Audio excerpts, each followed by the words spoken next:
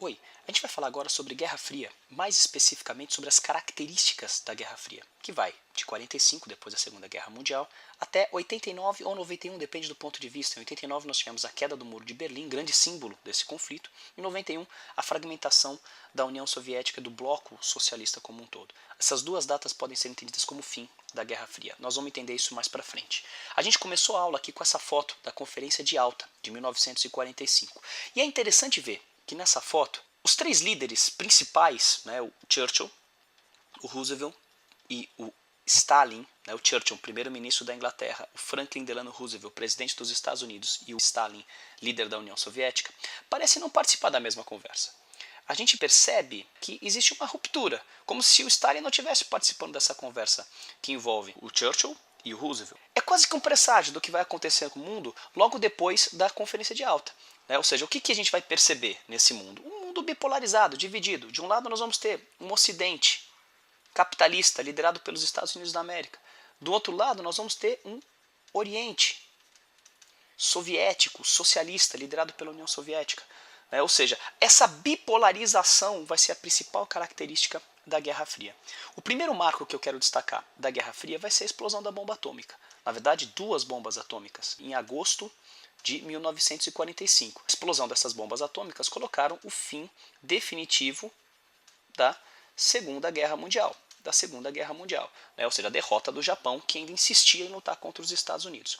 Além de acabar de vez com aquela guerra e acabar com o Japão inimigo, os Estados Unidos pretendiam, com essa bomba atômica, também passar um recado para a União Soviética, que tinha derrotado Hitler na Alemanha e que era vista, inclusive, por boa parte do mundo como a salvadora, como aquela que conseguiu salvar o planeta Terra do anticristo, que era o nazismo, que era o Hitler. Enfim, de qualquer forma, a explosão da bomba atômica estava passando um recado. Que recado que é esse? Vocês acabaram com a guerra na Europa. Vocês derrotaram Hitler.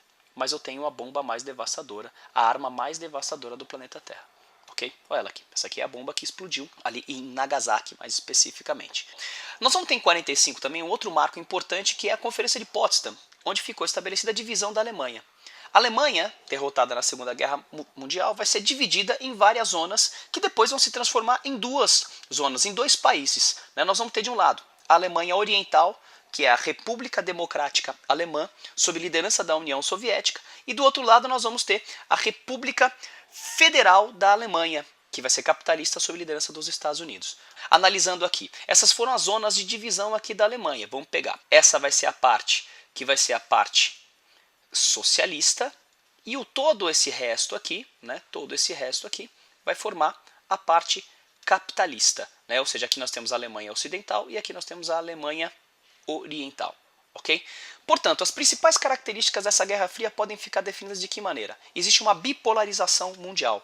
De um lado, a União Soviética, do outro lado, os Estados Unidos da América. Tudo bem? Os Estados Unidos da América vão usar suas armas para atrair o máximo possível de pessoas para o bloco capitalista, porque quanto mais países capitalistas sob a liderança dos Estados Unidos da América, melhor para os Estados Unidos. Quanto mais países socialistas sob a liderança da União Soviética, melhor para a União Soviética. É uma disputa pela hegemonia mundial. Essas são as duas grandes superpotências do planeta Terra, ideologicamente diferentes. Estados Unidos capitalista, União Soviética socialista. E elas vão disputar o mundo.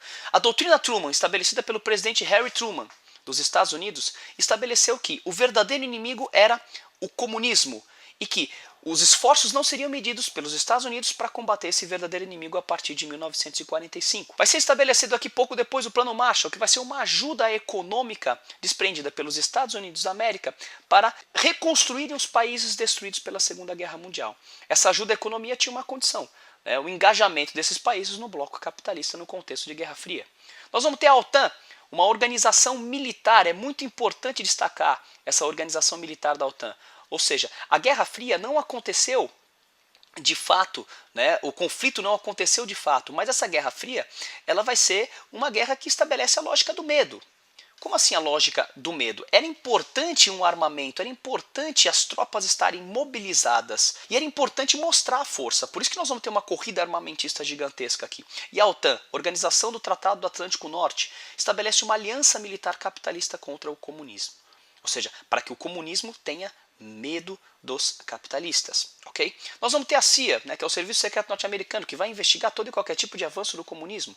Nós vamos ter o macartismo dentro dos Estados Unidos, uma perseguição implacável a partir do senador Joseph McCarthy, que vai estabelecer uma perseguição contra todos aqueles que são suspeitos de serem a favor do comunismo. Há um exagero, inclusive, aqui, né? Todo e qualquer tipo de reformismo de esquerda vai ser interpretado como comunismo pelos Estados Unidos da América ali e em toda a América Latina como um todo, para dizer a verdade. Muitas pessoas foram aí presas, direitos humanos foram desrespeitados por esse macartismo, essa caça às bruxas dentro dos Estados Unidos da América. Por outro lado, a União Soviética também vai usar suas armas. O Comecon, uma aliança econômica, uma organização, uma aliança, uma unificação das economias soviéticas, socialistas, sob a liderança da União Soviética. Nós vamos ter o Pacto de Varsóvia, do mesmo jeito que a OTAN estabelecia o medo, o Pacto de Varsóvia também. Uma aliança militar justamente para amedrontar os países capitalistas, ok? A gente tem aqui a KGB, o Serviço Secreto Soviético. Ou seja, o que a gente percebe? Os dois países estão se preparando para um conflito, mas ambos vão se respeitar e vão se temer bastante, até mesmo porque a União Soviética daqui a pouco também vai ter a bomba atômica. O que a gente tem aqui?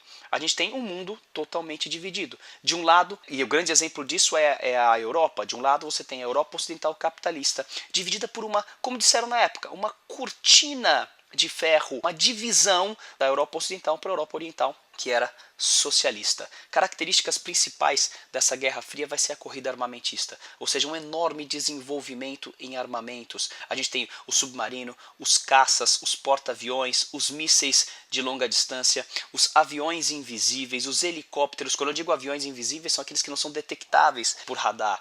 Nós temos aí a bomba atômica sendo desenvolvida também pela União Soviética.